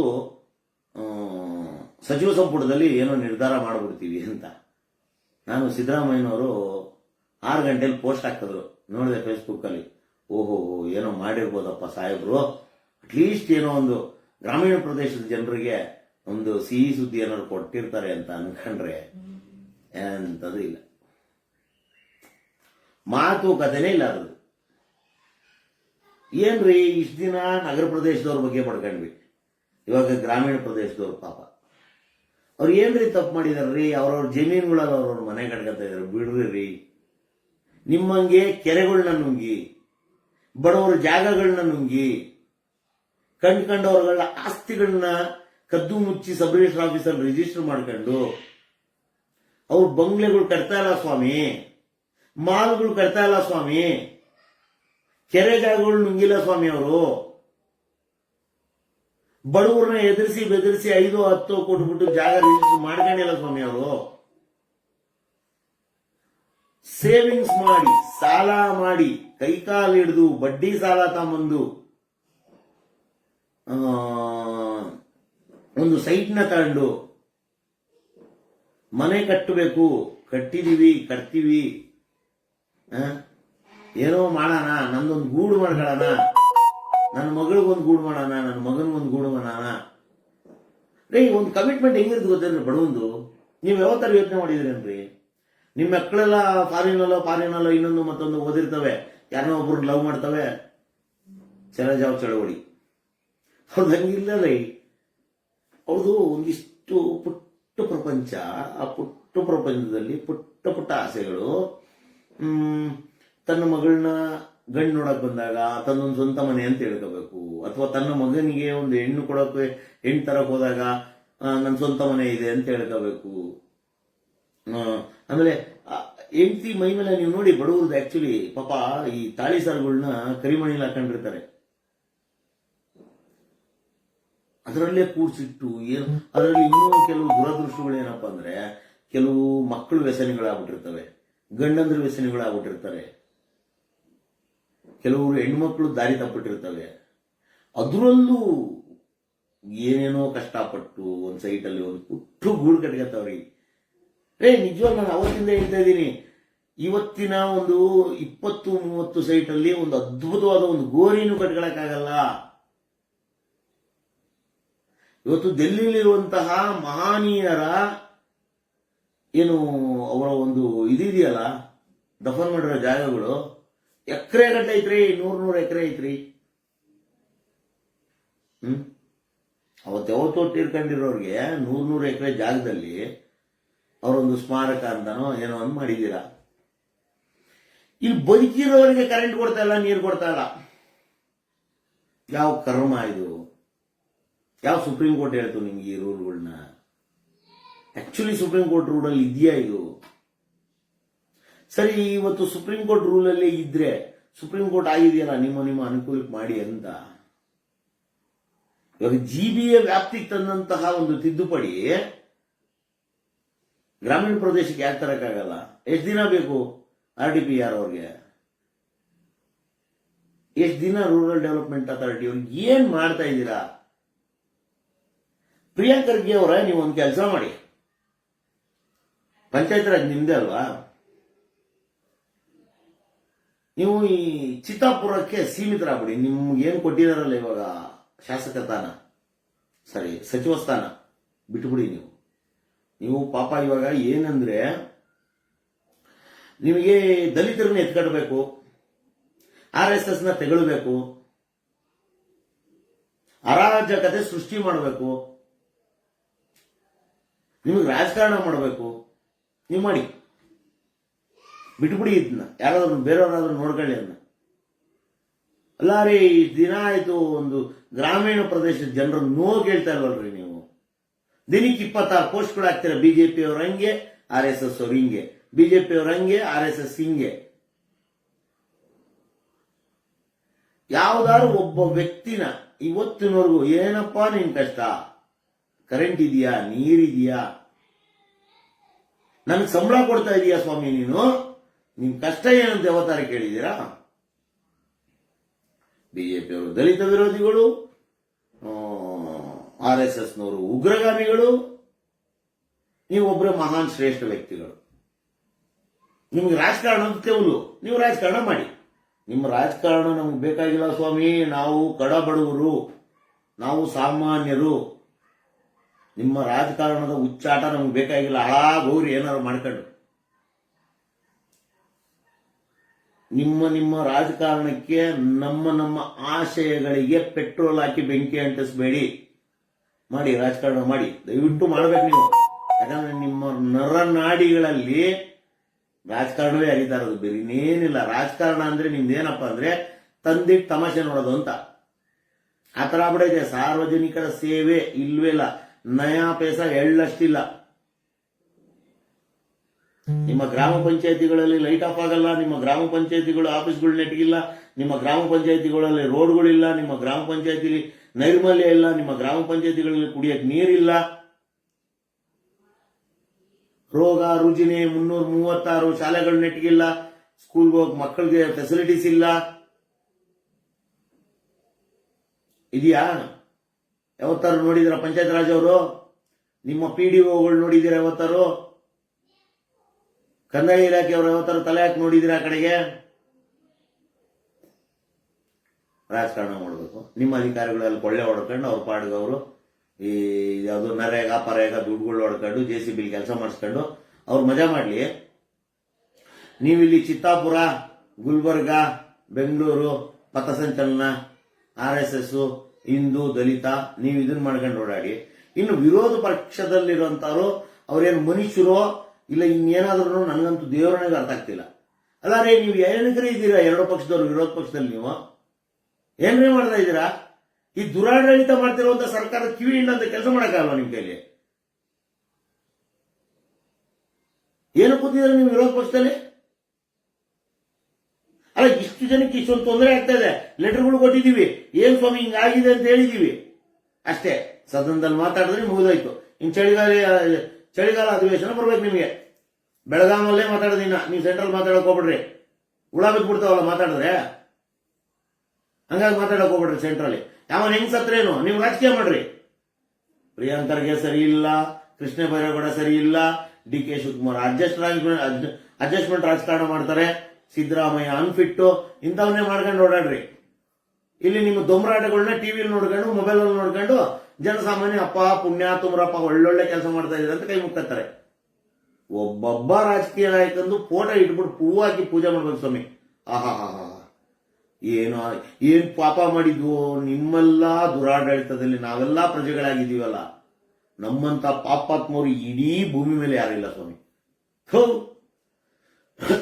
ಇದೇ ಇವತ್ತು ಸಮೃದ್ಧಿ ಕರ್ನಾಟಕನ ನಿಜವಾಗ್ಲೂ ಹೇಳ್ತಾ ಇದ್ದೀನಿ, ಸಮೃದ್ಧಿ ಕರ್ನಾಟಕನ 3rd ಕ್ಲಾಸ್ ಕರ್ನಾಟಕ ಮಾಡ್ಬಿಟ್ರಿ ಇವತ್ತು. ನೀವು 3rd ಗ್ರೇಡಿಗೆ ತಗೊಂಡೋಗ್ಬಿಟ್ರಿ ಇವತ್ತು. ನಿಜವಾಗ್ಲು ಅಧಂಪತನಕ್ಕೆ ತಳ್ಳಿಬಿಟ್ರಿ ಕರ್ನಾಟಕನ. ಹೊಟ್ಟೆ ಉರಿತದೆ ನಿಜವಾಗ್ಲು. ಈ 40 ವರ್ಷದಲ್ಲಿ ಇಂಥ ಒಂದು ಆಡಳಿತ ಪಕ್ಷನೂ ನೋಡ್ಲಿಲ್ಲ, ಇಂಥ ಒಂದು ವಿರೋಧ ಪಕ್ಷನೂ ನೋಡ್ಲಿಲ್ಲ. ದೌರ್ಭಾಗ್ಯ ನಿಜವಾಗ್ಲು. ಇವತ್ತು ನೀವು ನಿಮ್ಮ ತಾಕತ್ತಿದ್ರೆ ಆಡಳಿತ ಪಕ್ಷ ಸರ್ವೆ ಮಾಡಿಸಿ, ಇವತ್ತು ಸಾರ್ವಜನಿಕರಲ್ಲಿ ಸರ್ವೆ ಮಾಡಿಸ್ರಿ. ಒಬ್ಬರಿಗೆ CM ಆಗ್ಬೇಕನ್ನ ಆಸೆ, ಇನ್ನೊಬ್ಬರಿಗೆ CM ಆಗದೆ ಹಂಗೆ ಸಿಎಂ ಆಗಿರ್ಬೇಕು ಅನ್ನೋ ಆಸೆ, ಇನ್ನೊಬ್ಬರಿಗೆ ಉತ್ತರಾಧಿಕಾರಿ ನೇಮಕ ಮಾಡೋ ಆಸೆ. ಇವಾಗ ಇನ್ನೇನು ರೀಶಫಲ್ ಸ್ಟಾರ್ಟ್ ಆಯ್ತು. ನನಗೆ ಆ ಮಂತ್ರಿ ಬೇಕು, ನನ್ಗೆ ಈ ಮಂತ್ರಿ ಬೇಕು, ನಾನು ಅದಾಗಬೇಕು, ನಾನು ಇದಾಗಬೇಕು, ನನಗೆ ಆ ಅನ್ಯಾಯ ಆಗೋಯ್ತು, ನನಗೆ ಈ ಅನ್ಯಾಯ ಆಗೋಯ್ತು. ಎಂತ ದೌರ್ಭಾಗ್ಯ ಸ್ವಾಮಿ ಇದು ನಮ್ದು. ನಿಜವಾಗ್ಲೂ ಮೊನ್ನೆ ವಿಧಾನಸೌಧಕ್ಕೆ ಹೋಗುವಾಗ ನೋಡಿದೆ, ಎಂಟ್ರಿ ಪಾಸ್ ತಗೊಳ್ಳೋದಿಕ್ಕೆ 1.5 ಗಂಟೆ ನಿಂತಿದ್ದೀನಿ ನಾನು. ಕೇಳಬಹುದು, ಲೇ ದಡ್ಡ, ಕರ್ನಾಟಕ ಒನ್ ಅಂತ ಆ್ಯಪ್ ಐತೆ, ಆ ಆ್ಯಪಲ್ಲಿ ನೀನು ರಿಜಿಸ್ಟರ್ ಮಾಡ್ಕೊಂಡು ಹೋಗೋದು ಕಣ ಅಂತ ಕೇಳ್ಬೋದು. ನಮ್ಮ ಆನ್ಲೈನ್ ಸ್ನೇಹಿತರು ತುಂಬಾ ಜನ ಇದ್ದಾರೆ, ತುಂಬಾ ಬ್ರೈಟ್, ತುಂಬಾ ಬ್ರಿಲಿಯಂಟ್ ಆಗಿದ್ದಾರೆ. ಏನಾದ್ರು ಕೆಲಸ ಮಾಡಿದ್ರೆ ಕಾಮೆಂಟ್ಸ್ ಹಾಕೋದ್ರಲ್ಲಿ ರುಸ್ತುಂಬಾಗ್ಬಿಡು. ಅಲ್ಲೋಗಿ ಏನೋ ಕೇಳ್ತೀಯಾ, ಇಲ್ಲೋಗಿ ಏನೋ ಕೇಳ್ತೀಯಾ, ನಿಮ್ಗೇನೋ ಕೆಲಸ. ಇವ್ರು ಏನೋಗಿ ಎಲ್ಲಿಗೆ ಏನು ಕೇಳಿರಲ್ಲ. ಯಾರಾದ್ರೂ ಏನಾದ್ರು ಮಾಡಿದ್ರೆ ಕಾಮೆಂಟ್ಸ್ ಹಾಕೋದಕ್ಕೆ ಮಾತ್ರ ಇವ್ರು ಮುಂದು. ಇವತ್ತು ಕೊಲೆಗಡಕರು, ರೇಪಿಸ್ಟ್ಗಳು, ಜಾಗ ಕದ್ದಿರೋರು, ಸರ್ಕಾರನ ಲೂಟಿ ಮಾಡಿದವರು, ಸಾರ್ವಜನಿಕರನ್ನ ಹಾಳು ಮಾಡಿದವರು, ಶೋಕಿಲಾಲ್ಗಳು ಇವತ್ತು ವಿಧಾನಸೌಧದ ಒಳಗಡೆ ಇರಬಹುದು. ಒಬ್ಬ ಸಾರ್ವಜನಿಕ ಆ ವಿಧಾನಸೌಧ ನಮ್ಮ ತೆರಿಗೆ ಹಣದಲ್ಲಿ ನಿರ್ಮಾಣವಾಗಿದ್ದಂತಹ ಅಥವಾ ಇವತ್ತು ನಿರ್ವಹಣೆ ಆಗ್ತಿರುವಂತಹ ವಿಧಾನಸೌಧ ವಿಕಾಸೋದಕ್ಕೆ ಒಬ್ಬ ಸಾಮಾನ್ಯ ತನ್ನ ಕೆಲಸ ಮಾಡಿಸ್ಕೊಳ್ಳೋದಕ್ಕೆ ಅಥವಾ ತನ್ನ ಒಂದು ಅಹವಾಲಿನ ಪತ್ರ ಕೊಡೋದಕ್ಕೆ, ತನ್ನ ಕಷ್ಟ ಹೇಳ್ಕೊಳ್ಳೋದಕ್ಕೆ ಹೋಗ್ಬೇಕು ಅಂದ್ರೆ 336 ರೂಲ್ಸು ಬರೆಯೋದಕ್ಕೆ ಒಬ್ರು, ಅದನ್ನ ರಿಜಿಸ್ಟರ್ ಮಾಡ್ಕೊಳ್ಳೋಕೆ ಒಂದೊಬ್ರು. ಇವಾಗ ನಿಮ್ಗೆ ಇದು ಕರ್ನಾಟಕ ಒಂದು ಹೇಳ್ತಾ ಮರ್ತೋದೆ. ಕರ್ನಾಟಕ ಒಂದಲ್ಲಿ ಮಾಡ್ಕೋಬೇಕು ಅಂತ ನಮ್ಮ ಸ್ನೇಹಿತರು ಹೇಳ್ತಾರೆ, ಬ್ರಿಲಿಯಂಟ್ ಸ್ನೇಹಿತರು, ಅವ್ರ ಬಗ್ಗೆ ಹೇಳ್ತಾ ಇದ್ದೀನಿ. ಕರ್ನಾಟಕ ಒನ್ ಆ್ಯಪು ಅವತ್ತು ವರ್ಕೇ ಆಗ್ತಿದ್ದಿಲ್ಲ. ಏನು ಅಂತ ಕೇಳಿದ್ರೆ ಅಲ್ಲಿರೋ ಎಂಪ್ಲಾಯ್ ಹೇಳ್ತಾರೆ, ದರಿದ್ರ ಸರ್, ಏನ್ ಮಾಡೋದು, ಇದಕ್ಕೆ ನೆಟ್ವರ್ಕ್ ಸಿಗಲ್ಲ, ಸರ್ವರ್ ಇರಲ್ಲ ಅಂತ. ಸರ್ಕಾರಿ ಸರ್ವರ್ಗಳ ಕರ್ಮಕಾಂಡ ಇದು. ಇವತ್ತಿನವರೆಗೂ ನಿಮ್ಮ ಮೊಬೈಲ್ ಓಪನ್ ಮಾಡಿ ಮ್ಯಾಕ್ಸ್ ಟು ಮ್ಯಾಕ್ಸ್ ನಿಮ್ಮ phone pay, Google pay, Paytm, Amazon ಇವೆಲ್ಲ ಓಪನ್ ಮಾಡಿ, ನಿಮಗೆ ಮಹಾ ಅಂದ್ರೆ ತಿಂಗಳಲ್ಲಿ 1 ಅಥವಾ 2 ಸರಿ ನೆಟ್ವರ್ಕ್ ಇಶ್ಯೂ ಅಥವಾ ಸರ್ವರ್ ಇಶ್ಯೂ ಬರ್ಬೋದು. 1-2 ಸರಿ, ಅದು ಏನು ಗಂಟೆಗಟ್ಟಲೆ ಬರಲ್ಲ, ದಿನಗಟ್ಟಲೆ ಬರಲ್ಲ. ಮ್ಯಾಕ್ಸ್ ಟು ಮ್ಯಾಕ್ಸ್ 1 ನಿಮಿಷದ 2 ನಿಮಿಷ ಇನ್ನೊಂದು ಸ್ವಲ್ಪ ಜಾಗ ಬದಲಾವಣೆ ಮಾಡ್ಬಿಟ್ರೆ ಮತ್ತೆ ವರ್ಕ್ ಆಗುತ್ತದೆ. ರನ್ನಿಂಗ್ ಮೂವಿಂಗ್ ಅಲ್ಲಿರುವಂತಹ ಮೊಬೈಲ್ ಅಲ್ಲಿ ಆ ಆ್ಯಪ್ಗಳು ಇಷ್ಟು ಅದ್ಭುತವಾಗಿ ಕೆಲಸ ಮಾಡ್ತವೆ. ಕುತ್ಕೊಂಡು ಒಂದೇ ಕಡೆ ಇರುವಂತಹ ನಿಮ್ಮ ಒಂದು ಸರ್ವರ್ಗಳು ಕೆಲಸ ಮಾಡಲ್ಲ. ಯಾಕೆ ಮಾಡಲ್ಲ ಗೊತ್ತಾ ನಿಮ್ಗೆ? ಸಂಬಂಧಪಟ್ಟಂತ ಇಲಾಖೆಯ ಸಚಿವರುಗಳಿಗೆ ಗೊತ್ತಾ ಇದೇನಕ್ಕೆ ಅಂತ? ನಿಮಗೆ ಚೆನ್ನಾಗಿ ಗೊತ್ತಿರೋದು. ಯಾಕಂದ್ರೆ ಅದು ಪ್ರಾಪರ್ ಆಗಿ ಕೆಲಸ ಮಾಡಿದ್ರೆ ನಿಮಗೆ ಪ್ರಾಪರ್ ಆಗಿ ಬರಲ್ಲ, ಅದು ಕಮ್ಮಿ ಕೆಲಸ ಮಾಡಿದ್ರೆ ನಿಮಗೆ ಪ್ರಾಪರ್ ಆಗಿ ಬರುತ್ತೆ. Adjustment, network adjustment, server adjustment, ದುಡ್ಡು ದುಡ್ಡು ದುಡ್ಡು ದುಡ್ಡು ದುಡ್ಡು ದುಡ್ಡು ಮಾಡ್ಬೇಕು. ಗೆಲ್ಲದೇನಿಕೆ? ಗೆಲ್ಲೋದಕ್ಕೆ ಖರ್ಚು ಮಾಡಿರ್ತೀವಿ, ಗೆದ್ದಾದ್ಮೇಲೆ ಅದ್ರ 100% ದುಡ್ಡು ಮಾಡ್ಬೇಕು. ಇಷ್ಟೇ ಅಜೆಂಡ. ಓಟ್ ಹಾಕ್ದವನು ಕೊಟ್ಟನು ಕೊಡಂಗಿ, ಈಸ್ಕೊಂಡ ನೀರು ಬದ್ರಾನಂಗೆ. ನೀವು ಓಟ್ ಕೊಟ್ಟನು ಕೊಡಂಗಿ, ನೀವು ಈಸ್ಕೊಂಡು ಈರು ಬದ್ರಾಗ್ಬಿಟ್ರಿ. ನಿಮ್ಮ ಮನೆ ಮಠ ಮಕ್ಕಳು ಎಲ್ಲ ಸೂಪರ್ ಲಕ್ಸರಿ ಕಾರ್ಗಳಲ್ಲಿ ಓಡಾಡ್ಕೊಂಡು ₹1,000 ಕಾರ್ಗಳಲ್ಲಿ ಫಾರಿನ್ ನಲ್ಲಿ ನಿಮ್ಮ ಮಕ್ಕಳು ಇರ್ಲಿ. ಇಲ್ಲಿ ನಾವು ನಮ್ಮ ಮಕ್ಕಳು ಈ ಆದಿ ಬೀದಿಯಲ್ಲಿ ಮುರಿದೋಗಿರೋ ಬ್ರಿಡ್ಜ್ಗಳ ಮೇಲೆ, ಕಿತ್ತೋಗಿರೋ ರೋಡ್ಗಳ ಮೇಲೆ ಬರ್ರಿ AC ಕಾರ್ಗಳೆಲ್ಲ ಹಾಕೊಂಡು ಶೋಕಿ ಮಾಡ್ಕೊಂಡು ಹಿಂದೆ ಮುಂದೆ ಪೊಲೀಸ್ ವ್ಯಾನ್ಗಳು ತಗೊಂಡು ಓಡಾಡೋದಲ್ಲ. DK ಶಿವಕುಮಾರ್ ಅವರೇ, ಬರ್ರಿ ರೋಡ್ಗೆ ಇವತ್ತು. ನನ್ನಂತ ಒಬ್ಬ ಸಾಮಾನ್ಯ ನನ್ನ ಗಾಡಿ ಹಾಕೊಂಡು ಹೋಗಿ ಬಂದ್ರೆ ಮಕ್ಕದ ಮೇಲೆ ಹಿಂಗಂದ್ರೆ ಇಷ್ಟು ದಪ್ಪ ಮಣ್ಣು ಸಿಗ್ತದೆ, ಬಾಯಿ ತುಂಬಾ ಬರೇ ಮಣ್ಣಿರ್ತದೆ, ಸಣ್ಣ ಸಣ್ಣ ಅರಳಿರ್ತದೆ, ಕಣ್ಣಲ್ಲಿ ಹಿಂಗಂದ್ರೆ ಕಸ ಬರ್ತದೆ. ಕಾನ್ವೆಲ್ ಹೋದಂಗಲ್ಲ ಸ್ವಾಮಿ ಸಾಮಾನ್ಯನ ಬದುಕು.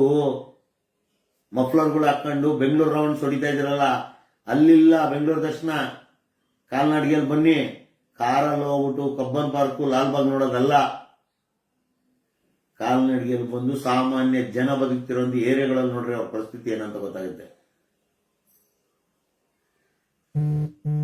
ಏನ್ ಕರ್ಮಾರಿ, 75 ವರ್ಷದಲ್ಲಿ ಒಬ್ಬ ಸಾಮಾನ್ಯ ಜನಕ್ಕೆ ಕರೆಂಟ್ ನೀರು ಕೊಡ್ಲಿದ್ದಂಗೆ ನೇಣಾಕ್ತಾ ಇದಿರಲ್ರಿ ಸರ್ಕಾರ ಇವತ್ತು.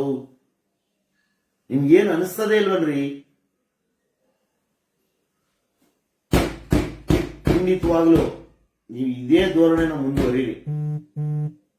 ಇವತ್ತೇನು 2028ರ ಟಾರ್ಗೆಟ್ ಇಟ್ಕೊಂಡಿದ್ದೀರಲ್ಲ, D K Shivakumar, Ashok, C T Ravi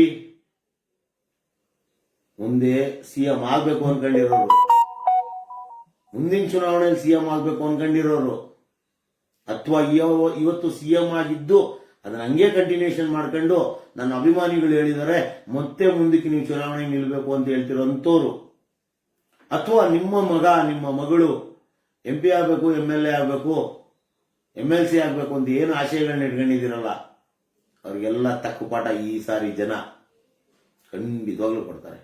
ಇದರಲ್ಲಿ BJP, JDS, ಕಾಂಗ್ರೆಸ್ ಏನು ಹೇಳ್ತಲ್ಲ. ನಾನು 3 ಪಕ್ಷಗಳಿಗೂ ಸರಿಯಾದ ಪಾಠ ಕಲಿಸ್ತಾರೆ. ನೋಡ್ತಾ ಇದ್ರೆ ಮಾನ ಮರ್ಯಾದೆ ಇರುವಂತಹ ಜನಪ್ರತಿನಿಧಿಗಳು ಅನ್ಸ್ಕೊಂಡಿರುವಂತಹ, ಚುನಾಯಿತ ಪ್ರತಿನಿಧಿಗಳು ಅನ್ಸ್ಕೊಂಡಿರುವಂತಹ,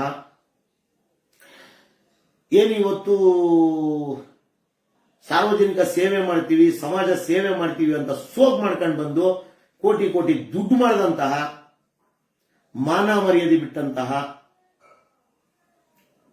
ಯಾರೆಲ್ಲ ಇದ್ದೀರಲ್ಲ, ಸಚಿವರು, ಶಾಸಕರು, ಸೆಂಟ್ರಲ್ ಮಿನಿಸ್ಟರ್ಗಳು ಅಥವಾ MPಗಳು, ಮನವರಿಕೆ ಮಾಡ್ಕೊಳ್ಳಿ. ಯಾವ ಈ 75 ವರ್ಷದಲ್ಲಿ ಯಾವ ಸರಿನೂ ಇಷ್ಟೊಂದು ಅದ್ಭುತ ರಿಸಲ್ಟ್ ಬಂದಿರಲ್ಲ. 28 ಕೊಡ್ತಾರೆ ನೀವು 3 ಜನಕ್ಕೆ ರಿಸಲ್ಟ್ನ ಕೊಡಬೇಕು. ಈ ವಿಡಿಯೋ ನೋಡ್ತಿರುವಂತಹ ಸಾರ್ವಜನಿಕರು ದಯವಿಟ್ಟು ಅರ್ಥ ಮಾಡ್ಕೊಳ್ಳಿ. ಇಲ್ಲಿ ನಾವು ಭಿಕ್ಷೆ ಬೇಡಿ ನಮ್ಮ ಹಕ್ಕುಗಳನ್ನ ತಗೊಳ್ಳೋದಲ್ಲ, ನಮ್ಮ ಹಕ್ಕುಗಳು ನಮಗೆ ಕೊಡಬೇಕು, ಅದು ಸಿಗಬೇಕು. ಅದಕ್ಕೆ ಇಷ್ಟೆಲ್ಲ ರಂಪ ರಾಮಾಯಣ ತಾಪತ್ರಯಗಳನ್ನ ಮಾಡಿ ನಮ್ಮ ಕತ್ತಿಸುವಂತ ಕೆಲಸ ಸರ್ಕಾರಗಳು ಮಾಡ್ತಾ ಇದೆ. ಎಚ್ಚೆತ್ಕೊಳ್ಳಿ. ಇನ್ನು ಮೇಲಾದ್ರೂ ಬುದ್ಧಿವಂತರಾಗಿ ತಿಳ್ಕೊಳ್ಳಿ. ಸರಿಯಾದ ವ್ಯಕ್ತಿಗೆ ಸರಿಯಾದ ಆಯ್ಕೆ ಮಾಡಿ. ಇವತ್ತು ಕತ್ತೆ ಬೆಲೆ 70ರಿಂದ 1 ಲಕ್ಷ, ಒಂದು ಹಸುವಿನ ಬೆಲೆ 1ರಿಂದ 2 ಲಕ್ಷ, ಒಂದು ಕುರಿ ಮೇಕೆ ಬೆಲೆ 10ರಿಂದ 2 ಲಕ್ಷ, ಒಂದು ಪುಟ್ಟು ನಾಯಿ ಇದೇ ಇಟ್ಟಿರ್ತದೆ, ಹುಟ್ಟಿರೋ ನಾಯಿ ಮರಿ 10ರಿಂದ 2 ಲಕ್ಷ. ಇಷ್ಟು ದೊಡ್ಡ ದೇಹ, 18 ವರ್ಷ ತುಂಬಿರುತ್ತೆ. 500-2000 ಹೋದ್ರೆ 5 ಪೈಸಾ ಪರ್ ಡೇ, ಒಂದು ದಿನಕ್ಕೆ 5 ಪೈಸಾ ವ್ಯಾಲ್ಯೂ ಇಲ್ಲ ರೀ. ಅಕಸ್ಮಾತ್ ಆಗಿ ನಾವೇನಾದ್ರೂ ಇಸ್ಕೊಂಡ್ರೆ ಓಟಿಗೆ ನೋಟು 5 ಪೈಸಾ ಪರ್ ಡೇ ಸಿಗಲ್ಲ ರೀ. 5 ವರ್ಷಕ್ಕೆ ನೀವು ಡಿವೈಡೆಡ್ ಮಾಡ್ಕೊಳ್ರಿ. ನೀವು ನೋಡ್ರಿ, ನಾವೇನ್ ಇಸ್ಕೊಂಡಿರ್ತೀವಲ್ಲ ದುಡ್ಡನ್ನ, ಅದನ್ನ 5 ವರ್ಷಕ್ಕೆ ನೋಡಿ ಒಂದ್ಸರಿ, 5 ಪೈಸೆನೂ ಬರಲ್ಲ. ಕತ್ತೆಗಿರೋ ವ್ಯಾಲ್ಯೂ ಇಲ್ಲ ಮನುಷ್ಯನ್ಗೆ. ಪ್ಯಾಕೆಟ್ ಬಿರಿಯಾನಿ 2,000, ಇಷ್ಟಕ್ಕೆ ಸೋತು ಬಿಟ್ರೆ ನಮ್ಮಂತ ಮೂರ್ಖ ಮನುಷ್ಯರು ಇನ್ನೊಬ್ರು ಇರ್ತಾರ ಸ್ವಾಮಿ. ಒಂದು ಸರಿಗೆ ಇದಕ್ಕೆ ಬಲಿಯಾಗೋದು, 5 ವರ್ಷ ಬೈಕಂತ ತಿರ್ಗಾಡೋದು, ಮತ್ತೆ 5 ವರ್ಷ ಆದ್ಮೇಲೆ ಮತ್ತೆ ಅದಕ್ಕೆ ಬಲಿಯಾಗೋದು, ಮತ್ತೆ ಇನ್ನೊಂದು 5 ವರ್ಷ ಬಲಿಯಾಗೋದು, ಬೈಕಂತ ತಿರ್ಗಾಡೋದು, ಬೈಕಂತ ತಿರ್ಗಾಡೋದು. ಇಷ್ಟೇ ಮಾಡ್ತಾರೆ. ನಾವು ಬದಲಾವಣೆ ಬೇಕು, ಬದಲಾವಣೆ ತನ್ನಿ. ಯಾವುದೋ ಒಂದು ಪಕ್ಷದ ಪರವಾಗಿ ಮಾತಾಡ್ತಿಲ್ಲ ನಾನು, ಯಾವುದೋ ಒಬ್ಬ ವ್ಯಕ್ತಿಯ ಪರವಾಗಿ ಮಾತಾಡ್ತಿಲ್ಲ. ಅಂಧ ಭಕ್ತರಾಗಬೇಡಿ. ಯಾವುದೋ ಒಬ್ಬ ವ್ಯಕ್ತಿಯ ಪರವಾಗಿ ಬ್ಯಾಟಿಂಗ್ ಮಾಡಬೇಡಿ, ಯಾವುದೋ ಒಂದು ಪಕ್ಷದ ಪರವಾಗಿ ಬ್ಯಾಟಿಂಗ್ ಮಾಡಬೇಡಿ. ಕೆಲಸ ನೋಡಿ ಓಟ್ ಕೊಡಿ. ನೋಟ್ ನೋಡಿ ಓಟ್ ಕೊಡಬೇಡಿ. ಕೆಲಸ ನೋಡಿ ಓಟ್ ಕೊಡಿ. ನಮಗಲ್ಲ, ನಮ್ಮ ಮುಂದಿನ ಪೀಳಿಗೆಗೆ, ಮುಂದಿನ ಭವಿಷ್ಯದ ಮಕ್ಕಳಿಗೆ. ನಾವೇನಿವತ್ತು ಮಗುವಿಗೆ ಒಂದು ನನ್ನ ಮಗ ಹುಟ್ಟದ, ಮಗಳು ಹುಟ್ಟಿದ್ದು, ಅವಳು ಒಂದು ಆಸ್ತಿ ಮಾಡಬೇಕು, ಅವಳು ಒಂದು ಸೆಕ್ಯೂರ್ ಮಾಡಬೇಕು ಅಂತ ಒದ್ದಾಡ್ತೀವಲ್ಲ, ಅವ್ರು ಕೊಡ್ಬೇಕಾಗಿರೋ ಆಸ್ತಿ ಅದು. ನಾವು ಇದೇ ತರ ಮಾಡ್ಕೊಂಡು ಹೋದ್ರೆ ಇವತ್ತು ಯಾವ್ದಾದ್ರು ಸಣ್ಣ ಪುಟ್ಟ ಅರ್ಧ ಸೈಟೋ 1/4 ಸೈಟೋ ಅಥವಾ ಒಂದು 1 ಗುಂಟೆನೋ 10 ಗುಂಟೆನೋ ಜಮೀನು ಇಟ್ಕೊಂಡಿರ್ತೀವಲ್ಲ, ಅದನ್ನು ಉಳಿಸ್ಕೊಳ್ಳಲ್ಲ ನಾವು. ಒಂದಾನೊಂದು ಕಾಲದಲ್ಲಿ ಸ್ವತಂತ್ರ ಬಂದ ನಂತರ ಸ್ವಲ್ಪ ದಿನಗಳಲ್ಲಿ ಪಾಕಿಸ್ತಾನದಲ್ಲಿ, ಇವತ್ತಿನ ಪಾಕಿಸ್ತಾನದಲ್ಲಿ ಇದ್ದಂತ ಅವತ್ತಿನ ಭಾರತೀಯರು ಹೆಣಗಳಾಗಿ ಟ್ರೈನಲ್ಲಿ ಬಂದ್ರಲ್ಲ, ಆ ಪರಿಸ್ಥಿತಿ ಖಂಡಿತವಾಗ್ಲೂ ಬರುತ್ತೆ. ಬ್ರಿಟಿಷರು ಬಿಟ್ಟೋಗಿಲ್ಲ ರೀ ಭಾರತನ. ಬ್ರಿಟಿಷರಿಗಿಂತ ಕೆಟ್ಟವರು ಭಾರತದಲ್ಲಿ ಉಳಿದೋಗ್ರು. ಮೋಸ್ಟ್ಲಿ ಬ್ರಿಟಿಷರು ಹೊರಟೋದ್ರೇನೋ ಅದರ ಅಂಶ ಇಲ್ಲೇ ಉಳಿದೋಯ್ತು. ಅವರು ಅದಕ್ಕಿಂತ ಕೆಟ್ಟವರಾಗ್ಬಿಟ್ಟು ಇವತ್ತು ನಮ್ಮ ರಾಜಕೀಯ ನಾಯಕರಾಗಿ ನಮ್ಮನ್ನು ಆಳ್ತಾ ಇದ್ದಾರೆ. ಇಷ್ಟೇ ಹೇಳೋದು. ಓವರಾಲ್ ಆಗಿ ಗ್ರಾಮೀಣ ಪ್ರದೇಶದಲ್ಲಿ ಇನ್ನೂ ವಿದ್ಯುತ್ ಸಂಪರ್ಕ ಕೊಡೋದಕ್ಕೆ ಮೀನಾಮೇಷ ಎಣಿಸ್ತಾ ಇದೆ ಸರ್ಕಾರ.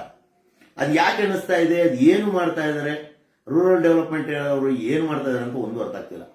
ಆದಷ್ಟು ಬೇಗ ಗ್ರಾಮೀಣ ಪ್ರದೇಶದಲ್ಲಿ ಕರೆಂಟ್ ಕೊಡಿ, ಪಾಪ ಎಲ್ಲರೂ ನಿರೀಕ್ಷೆಯಿಂದ ಕಾಯ್ತಾ ಇದ್ದಾರೆ. 8-9 ತಿಂಗಳು 10 ತಿಂಗಳಾಗ್ತಾ ಬಂತು. ಗ್ರಾಮೀಣ ಪ್ರದೇಶದವರು ಇವತ್ತು ಕೇಳ್ತಾ ಇದ್ರೆ, ನಗರ ಪ್ರದೇಶದವ್ರು ಮಾತ್ರ ಮನುಷ್ಯರ, ಮಹಾನಗರ ಪಾಲಿಕೆಯವರು ಮಾತ್ರ ಮನುಷ್ಯರ, ಪುರಸಭೆಯವರು ಮಾತ್ರ ಮನುಷ್ಯರ, ನಾವು ಮನುಷ್ಯರಲ್ವಾ, ನಾವು ದುಡ್ಡು ಕೊಡಲ್ವಾ, ನಾವು ಮನೆ ಕಟ್ಟಲ್ವಾ, ನಮ್ಗೆ ಮನೆ ಬೇಕಾಗಿಲ್ವಾ, ನಮ್ಗೆ ಯಾಕೆ ಕರೆಂಟ್ ಕೊಡ್ತಾ ಇಲ್ಲ ಅನ್ನೋದು ಪಾಯಿಂಟ್, ವ್ಯಾಲಿಡ್ ಪಾಯಿಂಟ್ ಇದೆ. ಯಾಕೆ ಕೊಡ್ತಾ ಇಲ್ಲ ಅನ್ನೋದು ಅದ್ರ ಕ್ಲಾರಿಫಿಕೇಶನ್ ಕೊಡಿ. ನಾಟಕ ಬಿಡಿ, ಕರೆಂಟ್ ಕೊಡಿ. ಇಷ್ಟೇ ನಾವು ಕೇಳ್ತಾ ಇರೋದು. ಒಟ್ಟಾರೆಯಾಗಿ ಇವತ್ತಿನ ಸ್ಥಿತಿಗತಿ ನೋಡ್ತಾ ಇದ್ರೆ ಮನುಷ್ಯನ ಮೂಲಭೂತ ಸೌಕರ್ಯಕ್ಕೂ ದೊಡ್ಡ ಕೊಡ್ಲಿ ಪೆಟ್ಟು ಕೊಡ್ತಾ ಇದೆ ಇವತ್ತಿನ ಕಾಂಗ್ರೆಸ್ ಸರ್ಕಾರ.